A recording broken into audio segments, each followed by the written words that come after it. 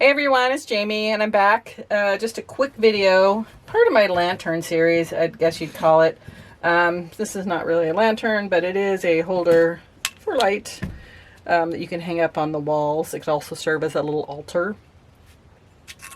So I'm going to walk you through the steps. First of all, I created a pattern to use. And I created it such that I could have a variable length if I wanted to go super long, like for a tapered candle, you know, but I'm kind of more drawn to these. So then I scrunched it up to be a smaller template. But this is how I went about making it. I figured out, you know, the width I want. What I don't have right now is a tiny one, so I'm just going to do a tiny one real quick. And so I get a length of paper and I figured out what size I wanted. I guess I could measure that for y'all. This one is 3 1/4. You don't have to be exact. Anyways, 3 1/4, and then this is 11.25.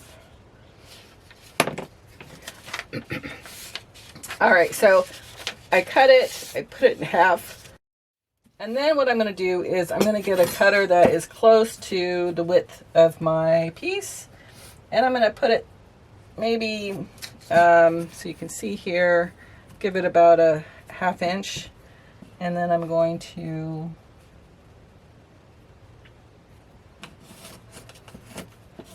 draw a circle. Next, I'm going to do the other part, which is this part that hangs down here. And I'm kind of guessing the center here. It doesn't matter because when I fold this in half, and cut it, it's going to be symmetrical. And then now I'm just drawing a curve down.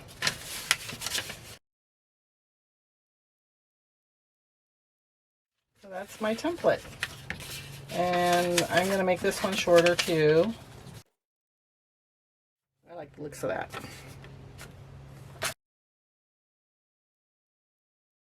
I have my slabs cut out and they're smoothed already. And now I'm just going to apply textures. So the ones that I showed you came from this mandala that I bought from, here's the information. Anyway, I got it at a craft store. So I'm just going to put this over the piece here, and I'm going to roll that in.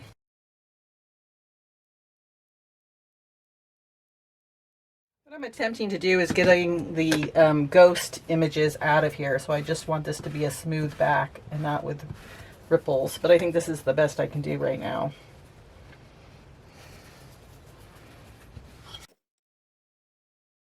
Alright, for my next one, I'm just going to use a vinyl placemat. And for this one, I'm just going to put the flower in the center. Just a note about these vinyl placemats, I always put the puffy side down. Alright, and now we cut.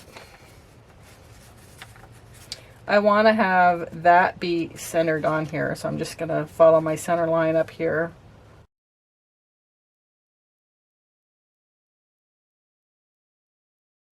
So for this one, I just attempted to stay in line with these points here and then bisect the middle. Just a quick note about the size I'm using for this one. This is 4 inches across and it's 12 inches long. When I make it short like this, it's 8 inches.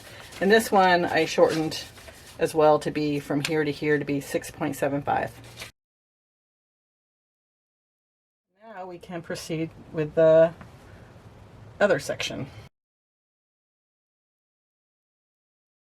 So for this one, I have a much thicker piece of slab. These are 1/4 inch here, and I'm going for 3/8 to a 1/2 inch here. I just like the shelf to be a little bit more chunky. I'm also using cutters that are close to the size, maybe just one down from the width of these.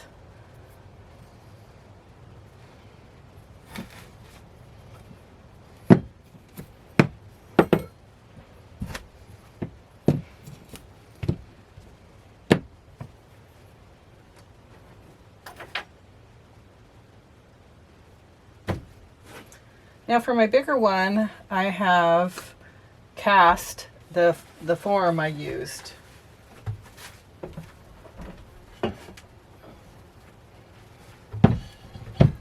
So what this allows me to do is to do maybe a double press here. So I'm going to take this piece here, I'm going to smooth it out.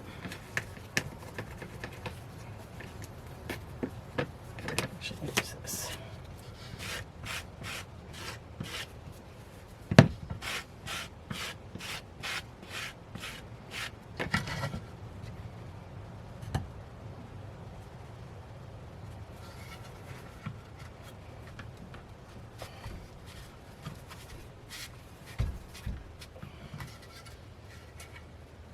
Okay, so I didn't line this wooden part up very well.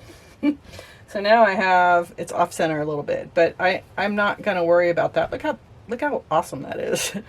What I'm going to do is focus on the parts that I like, and the other parts are just going to get cut off.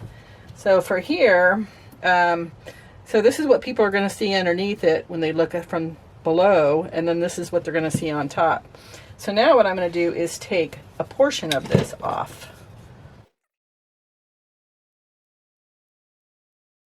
Alright, so here we have an opportunity to also decorate along this edge if you wanted to, but I usually do that after it's attached. So I'm going to just leave this standing up for a second while I do the other one. For this one I'm going back to what I used on here in the middle, the flower.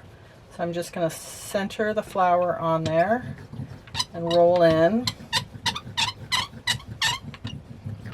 Then once it's been rolled in, I'm going to flip it,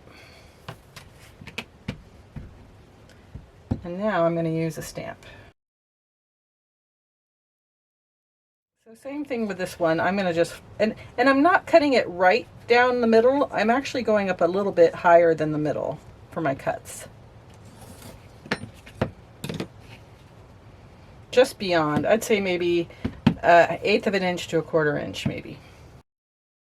Now we have our pieces and we're ready to attach, and you make the decision now of what's going to be on top and what's going to be on the bottom. So I like this guy. This guy's going to be on top, so it's going to be like right here, I think. And then this guy is going to come, oops, that's not it. So now I have to decide, do I want this? So I mean, you could line it up like, you know, to match this exactly up here, but I like it down a little bit. The other thing I could do is, you know, have that be on the bottom side and have this be up top. That's kind of nice. I think I will do that. Okay, so what's next? Next is creating the piece that goes down here to support the shelf. And the way that I'm going to do that is, for my original piece, I'm going to cut a section of this. So I don't cut 1/4, I go a little bit beyond that, and that's the size I like for me personally. So then I'm going to just stick that on here, and I feel like that works. So I mean, you could try different sizes, right? This guy could come on down here and be all the way down there. That's too much, you know, or you could go even smaller and just have a petite little support. Oh, I kind of like that one. All right, we'll see which one makes it. Now I'm just going to repeat the same for my other guy. Next, it's slip and score. We're going to add some holes and then maybe an applique for one of them. One of the things that I recommend doing at this step is to get some kind of block with a 90-degree angle. So I'm going to put this down here. And then I'm going to just push that up against it to make sure that we're at the right angle. And I made a line here. A line there, and this is the scoring part. I'm wiggling it back and forth to make sure it's really on there. Then I'm going to put this back. The short one wins.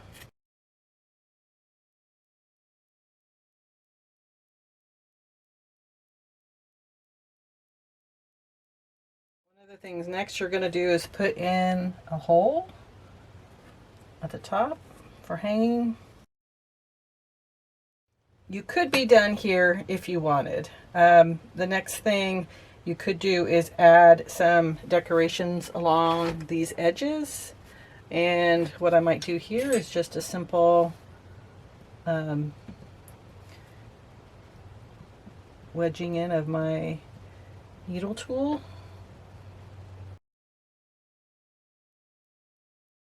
Sometimes I like to do the circle, so I take the end of a skewer.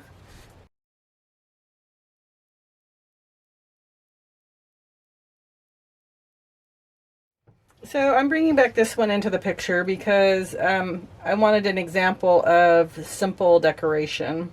So this is plain except for an applique here. You could add appliques to these, but they are awfully busy already. Let's see what we have.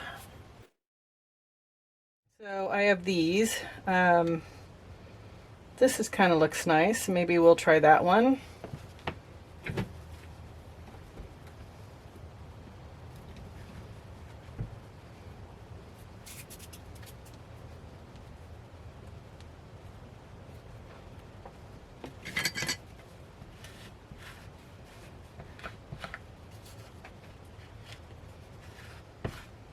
So I'm getting away with not adding cornstarch to the very first one that I'm doing. If I was going to do this repetitively, I would add cornstarch each time. Look at that. Look how pretty that is.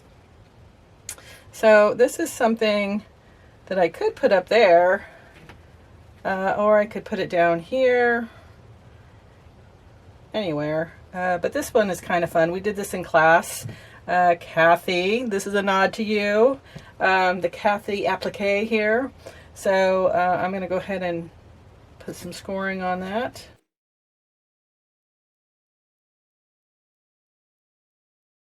Then I will just have to do my hole again. All right, that's it for now. I hope you enjoyed this project. Thanks for watching. Catch you next time.